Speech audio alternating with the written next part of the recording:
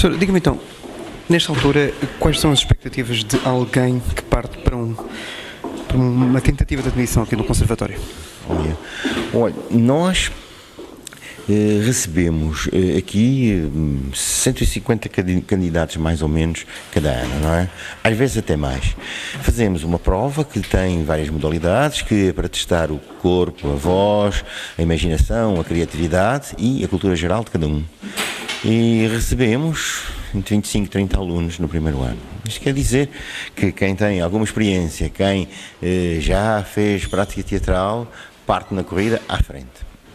Evidentemente que uma vez por outra aparece aí gente muito dotada e, contrariamente, os que têm prática teatral às vezes têm vícios que a escola considera inaceitáveis. Como por exemplo, todo um ritmo de trabalho que se faz com os amadores, que é um balanço da voz que pressupõe certos e determinados preceitos estéticos e que nós achamos que são pessoas já em formação, não estão suficientemente virgens para encetar um trabalho que nós gostaríamos de fazer desde o início. Portanto, isso é mau? Para mim, sim. São vícios? São os chamados vícios? Eu acho que é porque não é trabalhar em material que não tem já nenhuma de formação, chamado de formação entre aspas, não tem nenhuma forma já estabelecida. Ao passo que quem tem essa prática teatral tem já as suas opções. Porque para mim não há técnicas independentemente das estéticas. Cada técnica está ao serviço de uma estética, pelo menos de uma forma de fazer teatro. E quem vem para cá já com os seus preconceitos não é o material ideal para a escola. Então qual será o candidato ideal? Bom, eu acho que o candidato ideal é aquele que tem uma forte vocação teatral, quer dizer, que tem de forma, digamos, obsessiva a necessidade de o culto desta arte. Depois, acho que a segunda grande exigência é a total disponibilidade. Isto é, não ter ideias preconcebidas, gostar do teatro sem necessariamente gostar de si próprio no teatro. Estou a citar o Stanislavski, ou achar que o teatro é uma montra onde as pessoas se vão exibir. A montra das vaidades? Exato, porque é evidente que há aqui muito jovem que está à procura não do teatro, mas de uma carreira de sucesso. Exato. Tanto faz ser modelo ou ser uma grande estrela das telenovelas ou do teatro, tanto faz, desde que isto lhes permite uma visibilidade, desde que os projete para a fama. E é evidente que aqui todos os dias aparecem estas coisas, as pessoas que estão preocupadas com as suas carreiras, com o seu estrelato e não com o teatro. E isso detecta-se logo nas primeiras atitudes. É só isso que eu ia perguntar. Como é que se detecta isso? É a forma exibicionista com que as pessoas se comportam. Normalmente um ator que se exibe todos os dias não é um exibicionista.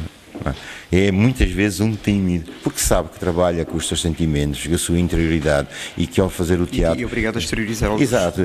Ele mostra muitas coisas que são reservadas, que são íntimas e, portanto, há sempre essa atitude de uma certa timidez na exposição.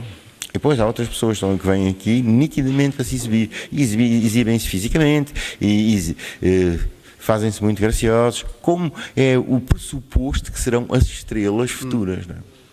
Está errado. No meu entender, sim. Não é uma atitude séria em relação ao teatro, porque é uma profissão muito exigente, muito séria, nada tem a ver com com a Feira das Vaidades, não é? Por exemplo, se há jovens atores, por exemplo, na televisão, que não passaram pelo conservatório, mas que são talentosos, isso é mau ou podem ter alguma... Não necessariamente. Não. Já tivemos aqui pessoas que tinham prática teatral, digamos, já eram famosos antes de entrarem para a escola, chegaram cá, foram muito disciplinados, fizeram o seu curso e depois seguiram as suas carreiras. E modificaram-se? Sim, de algum modo se modificaram. E há outros que fizeram precisamente o contrário, que foi, não eram pessoas importantes no meio, vieram para a escola, ao fim de 6 meses foram descobertos porque tinham efetivamente talento. Isso é outra parte da história. E rapidamente abandonaram a escola para seguir as suas carreiras. É evidente, depois, quando eu os vejo, encontro permanentemente ciências, porque eu acho que eventualmente se poderá ser um grande artista sem passar por uma escola. Agora, eu sinto, no caso concreto dos atores, que a escola dá uma formação técnica base que eles, com todo o talento, algo que Deus lhe deu, não é?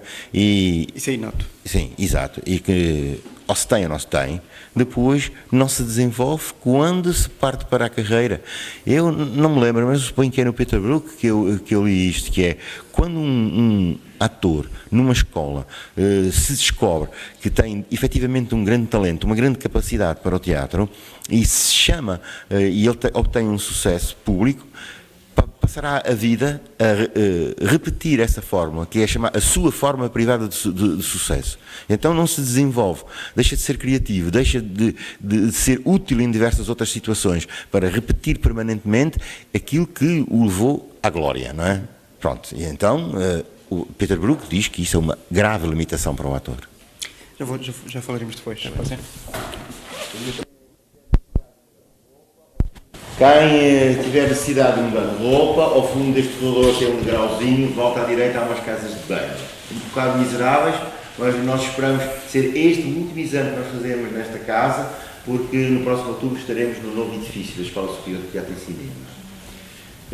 Quem já está pronto, equipado para fazer a sua prova, volta à esquerda e vai ter com o professor Kopkatevski, que é quem vai começar a prova, e ele nos diz o número. Nós damos uma etiqueta que é para o júri vos identificar, está bem?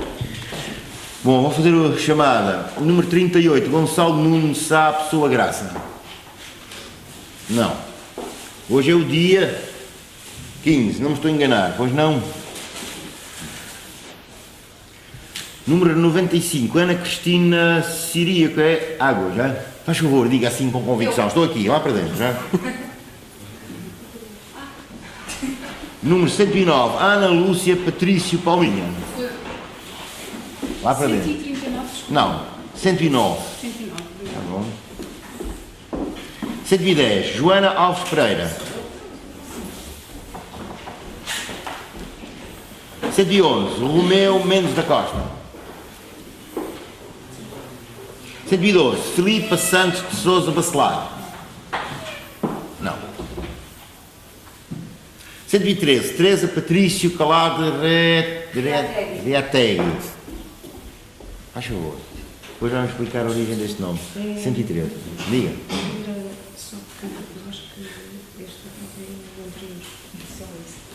Muito obrigado pela informação. 114, Jaime Bruno Almeida Lopes. Faz favor, lá para o fundo, está bem? 115, Ana Lúcia Alves Antunes. Não. 116, João Miguel Simalé da Silva. Não. Está bonito hoje. 117, Rui Ângelo Pacheco Fernandes, Santinho. Não. 118, Ana Silvia Oliveira de Souza. Lá para dentro, faz favor. 119, Henrique Fernandes Silva. 120, Ana Rita Gil Trindade. Faz favor. Rui Pedro Cunha Viana Guerra. Você? Qual é o número? Sim. Você não ouviu o que eu chamei? 121, Rui Pedro Cunha Viana Guerra. 121. 121. Sim. E Maria da Conceição Fonseca. Faz favor, lá para o fundo. E os senhores, quem são? Somos os atrasados de ontem. Sim. Eu sou sexta-feira e disseram para vir hoje. Eu sou Marta Rio. Disseram para vir hoje, quem disse? Eu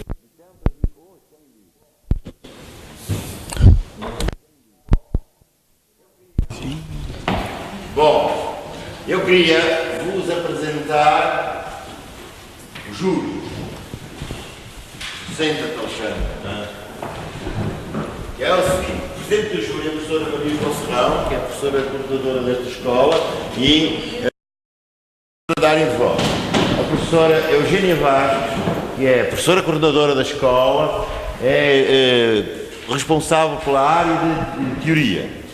E a professora Elsa Braga, que é assistente da nossa escola e professora de voz.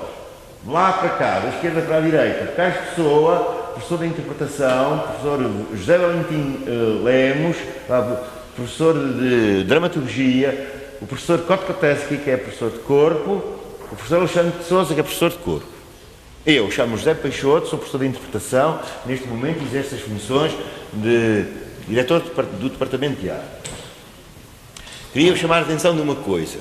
O exame que vocês vão fazer é um exame, para mim, para todos nós, muito sério. Isto é, pode condicionar a vossa vida. Isto é, vocês serem atores ou não serem atores, ou pelo menos serem atores através desta escola ou não. Portanto, o que nós vamos fazer é um ato de grande responsabilidade para nós. O júri é grande. E é grande porque a apreciação que nós vamos fazer de vocês é conotada com uma subjetividade. Isto é, o ator é a sua própria criação. Trabalha e expressa-se através do corpo e da voz. E é isso que a gente vai observar. A vossa imaginação, a vossa criatividade, através daquilo que vocês fazem. E como isto é de natureza artística, é subjetiva. E para tornar objetivo a subjetividade, nós somos muitos a opinar. Está bem? Queria chamar a atenção para outra coisa. Apesar disto ser muito sério, nós sabemos, porque são profissionais de teatro, as pessoas que ali estão, quão vulnerável é o ator numa circunstância dessas. Isto quer dizer que a nossa fragilidade surge quando nós nos exibimos aqui perante alguém a fazer alguma coisa sobre a qual não temos a certeza e estar ali uns olhares muito curiosos sobre o que nós fazemos. Mas porque nós sabemos disso, nós compreendemos essa situação e pedimos que vocês estejam descontraídos, que façam o possível para mostrar aquilo que são capazes de fazer, porque para nós contam mais aquilo que nós vamos ver como virtudes para um potencial ator do que os defeitos que cada ator pode ter. Fiz-me compreender? Alguém quer fazer alguma pergunta? Então, vamos começar o trabalho pelo corpo. O professor Kotkoteski vai fazer um aquecimento. Se todos já tiverem as etiquetas, parece que não têm. Tá? Vocês desculpem vocês serem marcados, mas como vocês estão em movimento e o júri precisa permanentemente vos observar, assim identifica-os por número, sem estar permanentemente a perguntar os nomes. Está bem?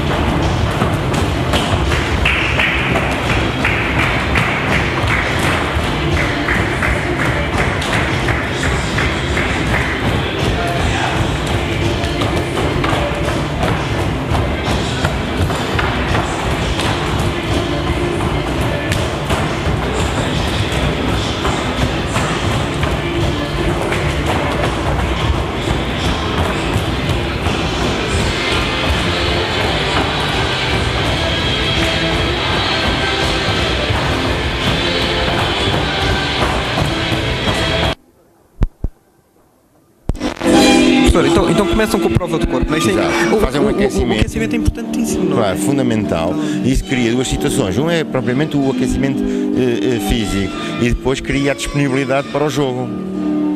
Porque atuar a representar é um jogo também. Para... Já, sim. Isso é uma convenção com umas regras que a gente vai desenvolvendo. O que sucede? Eles, depois de fazer isso, fazem uma prova individual, que vão testar várias coisas, daqui a pouco, daqui a alguns minutos, você vai começar a ver isso. Depois tem uma prova de voz, que é longa, porque é individual. É um a fazer várias coisas, vocalizes, cantar uma canção. É aquela história de projetar a voz até a última fila, não é?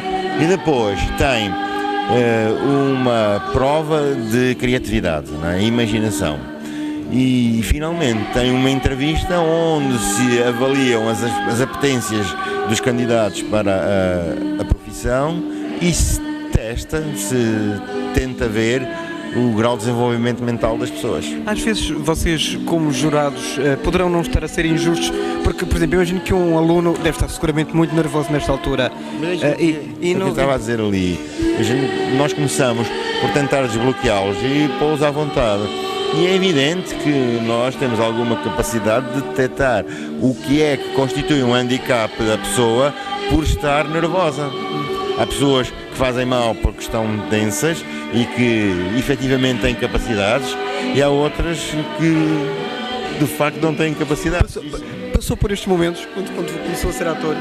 Eu nunca fiz assim uma escola como esta, mas fiz vários cursos, e é evidente, quando nós somos selecionados para os cursos, passamos por coisas desta natureza. Toda a gente já passou por isto e portanto, nós temos uma aprendizagem feita do que é estar do outro lado. O vosso olho clínico funciona muito bem aqui. Nem sempre, por isso é que nós temos um júri grande, precisamente para, no conjunto, observarmos. Esta prova, que tem uma nota numérica, é apresentada primeiro como um sim, não. E é evidente que quem tem mais de 50% de sims é admitido à fase seguinte. Portanto há uma outra fase, sim. Isto é uma pré-seleção só. E depois há uma seleção, e essa sim tem outro tipo de exigências. Há provas de interpretação, uma proposta pelo candidato, outra proposta pela escola. E depois, se ele passar essa segunda fase? Se passar essa segunda fase, é admitido à escola. Já agora, só por uma questão de referência, quando é que é essa... Em setembro. Em setembro. Sim. E os alunos têm tempo de se preparar para a prova que eles nos oferecem. Uma é da escolha deles. É verdade que a frase mais célebre do teatro é o ser ou não ser? Isso não sei. Não sei. Isso é um monólogo importante que eu já vi interpretado de variedíssimas maneiras, desde uma realidade de natureza psicológica, um confronto de um interior, e o outro ser rigorosamente exterior e político, da tomada do poder ou não tomada do poder. Pois, quer dizer, a mesma frase, o mesmo contexto pode ser interpretado de várias formas.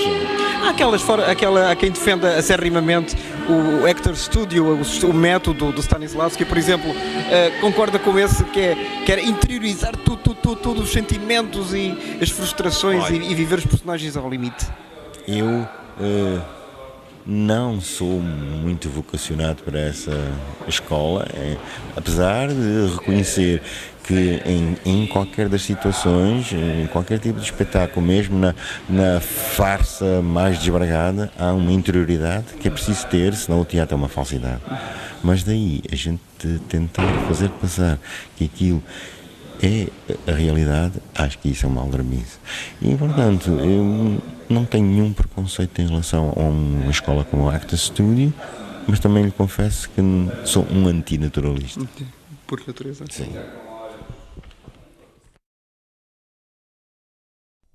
Portanto, eu sou professora de teorias, mais especificamente de duas cadeiras nucleares, que são teorias da arte teatral e semiologia do espetáculo. E depois, claro, nós, como numa escola pequena, desdobramos-nos em várias funções, quer de ensino propriamente dito, quer de gestão.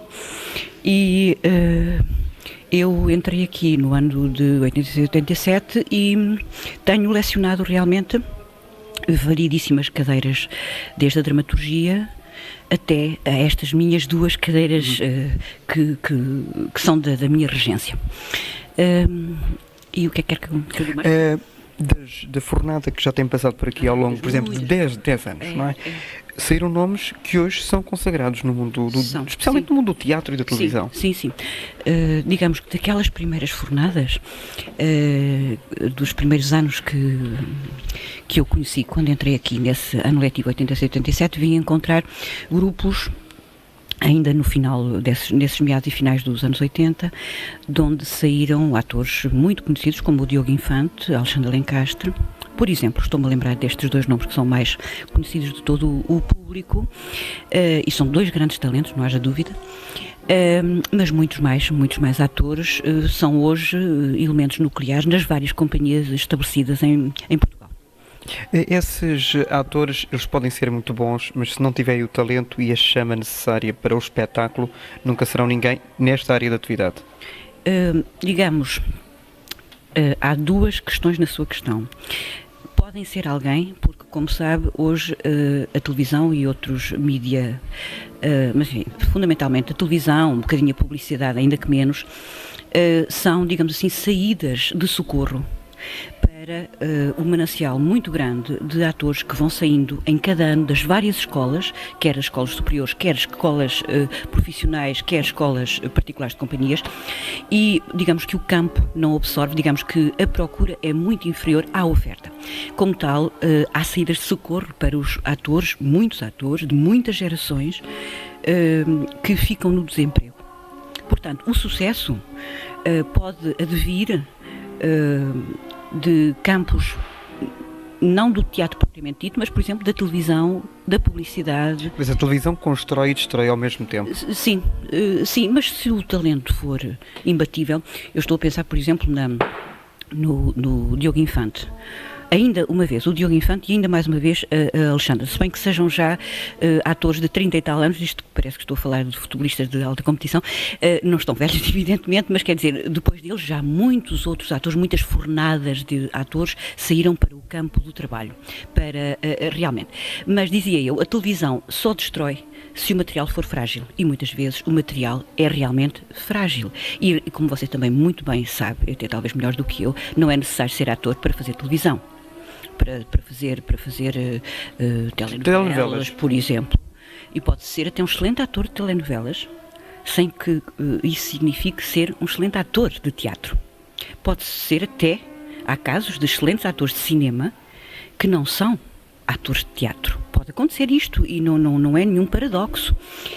Agora, também pode acontecer, e acontece em casos muito felizes, de atores excepcionais. E, mais uma vez, refiro os nomes do Diogo Infante, que fez, apesar de tudo, alguma carreira na televisão, inclusivamente como entertainer, da Alexandra Lencastre, inclusivamente como entertainer, digamos, onde ela é menos boa, realmente, do que... No papel de entrevistadora, por exemplo? Por exemplo, do que no palco. São dois excelentes atores. Não é? E, digamos, a sua passagem pela televisão, ainda que meteórica quase, e ainda que não muito feliz em todos os casos, não os destruiu. Porquê? Porque são excelentes atores de teatro.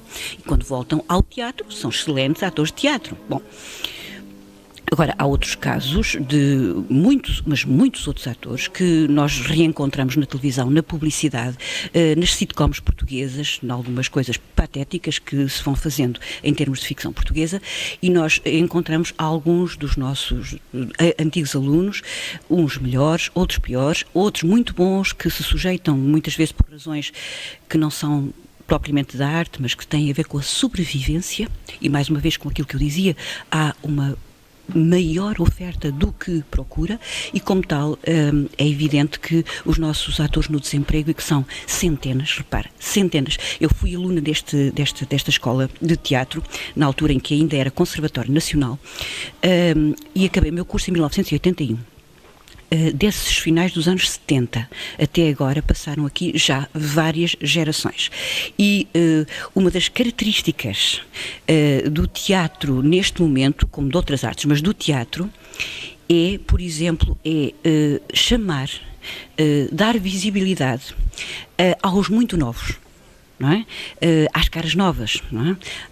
O público é muito exigente, está sempre a pedir coisas novas, coisas diferentes. É o público que quer, se somos nós que oferecemos. E naquela estratégia de um produto acabado de sair, que pode francamente durar, por exemplo, uma temporada e depois cair absolutamente no esquecimento como um detergente. Percebe? É um descartável, é um descartável, um consumir. Você é bonito. É jovem, tem um corpo bonito, é atrativo, é a novidade. Então oferece ao público a novidade e deita-se o ator para o esquecimento. E repare, eu estou a dizer isto, não é um fenómeno de agora, é o fenómeno de um campo muito reduzido, para o qual há uma imensa oferta e que, portanto, o campo não absorve. Não é? Os atores que vão saindo em cada ano e que até vão dando provas de capacidade e de talento. O grave problema, se você me permite fazer esta síntese, o grave problema é a desintonia que existe entre um ensino caótico anárquico, com dezenas de cursos, cursinhos e cursilhos. Toda a gente e qualquer pessoa é professor de teatro e faz cursos, organiza cursos. Há, efetivamente, quer dessa parte mais marginal, digamos assim, dos cursos de pessoas ou particulares, até às instituições. Repare, o Ministério da Educação tem, sob a sua tutela, responsabilidade sobre, por exemplo, o ensino secundário, as chamadas escolas profissionais, em que existe 10º, 11º e 12º já vocacionado para o teatro. Muito bem. Esses estudantes muitas vezes nem continuam, não vêm para aqui ou para o Porto e vão imediatamente com o 12º ano, integram imediatamente o campo do trabalho, companhias, grupos, pontuais ou não, pedem subsídios, são subsidiados, digamos que há como que a convicção de que um aluno, um estudante que fez o 11º, o 10º ano, o 11º e 12º numa escola profissional está apto, é um profissional. E isto é um problema que seria necessário ponderar, sobre o qual seria necessário pensar. Depois, a articulação entre esse ensino profissional e o ensino superior não está feita, essa articulação. Era importante que esses alunos tivessem um acesso mais imediato, digamos, ao ensino superior, o que seria natural. Não existe isso. Depois, há efetivamente um não pensamento a nível nacional não existe uma articulação entre essas várias escolas ou esses vários cursos, de modo a que haja efetivamente um pensamento nacional dos números clausos e do número de pessoas que cada escola ou cada curso prepara e faz sair para o mercado de trabalho, porque efetivamente o que nós estamos a fazer, todas as escolas, incluindo esta, é a produzir desempregados anualmente, sem qualquer ponderação ministerial, sem qualquer ponderação de quem quer que seja, sem pensar que é preciso pensar o ensino artístico em função do trabalho que existe, do possível trabalho, da possível empregabilidade dos artistas. Senão o que estamos a fazer é um mau serviço, porque não vale. Em cada ano, por exemplo, na nossa escola, nós fazemos sair 20 e tal candidatos a atores. Mas isso não é válido para outras profissões também? Mas, claro, a minha é esta. Eu só posso falar naquilo... Claro que sim. Isto é um problema genérico. É um problema de números. É muito importante que, quando nós apresentamos os nossos números na Europa, sejam números de sucesso, mas não são. São números de grande insucesso, porque são números realmente eu diria, de um terrorismo cultural, isto falando agora das profissões culturais, de um terrorismo cultural que nos envolve a todos. Nós, professores das escolas, que não paramos, não exigimos aos institutos politécnicos onde estamos integrados, ao Ministério da Educação, ao Ministério da Cultura, que reflitam, não paramos, não exigimos, não reivindicamos realmente um pensamento estruturado sobre o ensino artístico, que aliás, como você muito bem sabe, não existe identificado em Portugal. Nós somos, por exemplo, aqui, como no Porto, meramente apêndices secundários do ensino politécnico. Um outro problema que geralmente se levanta e entre os atores profissionais e agora cada vez mais é a infiltração, entre aspas, de modelos, quer na área da artística, quer na área da apresentação de programas de televisão. Acha que isso de facto tem razão de ser? Eles não têm direito um bocadinho do solzinho da fama? Nós estamos sempre a falar da mesma coisa e estamos sempre a falar de produtos. Pessoas como produtos. Como, efetivamente, é necessário renovar o produto constantemente, encontrar cenouras, como se fazia para os coelhinhos, cenouras novas para o público, para atrair o público, para fazer chamariz ao público, vale tudo. Eu não sou contra, não poderia ser, não seria sensato ser, contra que pessoas que vêm de modelos ou que vêm de outras áreas de trabalho para o teatro, não tenho nada contra. Agora, é capaz de ser necessário pensar um pouco porque é que, já não me refiro à televisão, na minha opinião, a televisão tem legitimidade para chamar, que é muito bem entender, porque não estamos a falar de teatro, estamos a falar de televisão.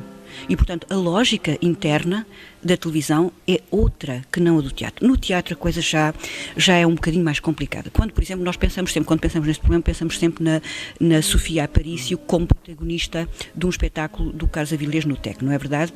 Da Dama das Camélias.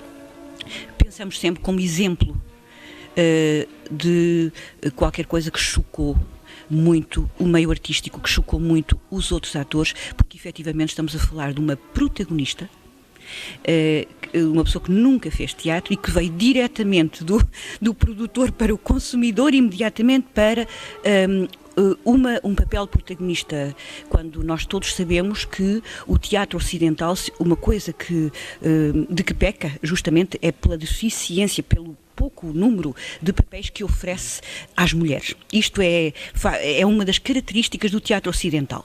É por isso que se diz, como você também muito bem sabe, os homens de teatro, pois está certo, quando falamos em teatro quase sempre estamos a falar de uma coisa pensada de homens para homens. Digamos que isto é um caso pontual e é um caso em que efetivamente uma companhia cede, digamos assim, os direitos a outros porque precisa de chamar a atenção, etc. Eu não posso, sabe que eu, ao mesmo tempo professora, sou também crítica de teatro, de modo que estas minhas duas personas são um bocadinho contraditórias e eu tenho muita dificuldade em certos problemas como estes, em que estão em causa as sobrevivências e subsistências das próprias companhias, tenho muita dificuldade em ser muito categórica. Mas concorda ou não que estes modelos estejam a tirar lugar a outros atores profissionais e que com formação de raiz? Assim posto, não concordo. Estou a pensar, por exemplo, num outro ator, que é hoje ator profissional e que veio e que era modelo, o Ricardo Carriço, por exemplo. Estou a pensar no Paulo Pires, que veio, por exemplo, que fez uma incursão, não sei se veio porque ele continua a ser modelo, mas fez uma incursão, começou pelo cinema. Pronto, uma incursão interessantíssima. Fez, aliás, 2 incursões que eu reputo muito interessantes no teatro. Fez teatro de um modo profissional, de um modo humilde, como, aliás, tem sido o percurso do próprio Ricardo Carriço, que tem conquistado, digamos assim, a sua aprendizagem, tem conquistado o seu lugar. E digamos que eu não sinto neles, confesso, ainda que isto possa ser polémico, eu não sinto neles uma ânsia de protagonismo, porque eles já tinham esse protagonismo. Eles estão a oferecer ao teatro o seu próprio protagonismo. Porque ainda que eles não sejam atores profissionais ainda, ou que estejam em fase de aprendizagem, eles trouxeram uma mais-valia para o teatro, que era a sua própria visibilidade. Mas a sua atitude de aprendizagem humilde, dedicada, profissional, disciplinada, eu só posso reconhecer que ofereceram ao teatro qualquer coisa. E há uma mais-valia? Há uma mais-valia. Nestes casos que eu mencionei. Não é o caso da Sofia Aparício, que foi um caso, pelo menos até agora, não é?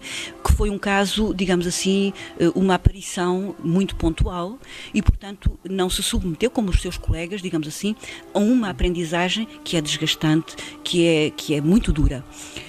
Mas pode vir a fazê-lo, porque não? Ela até demonstrou qualidades.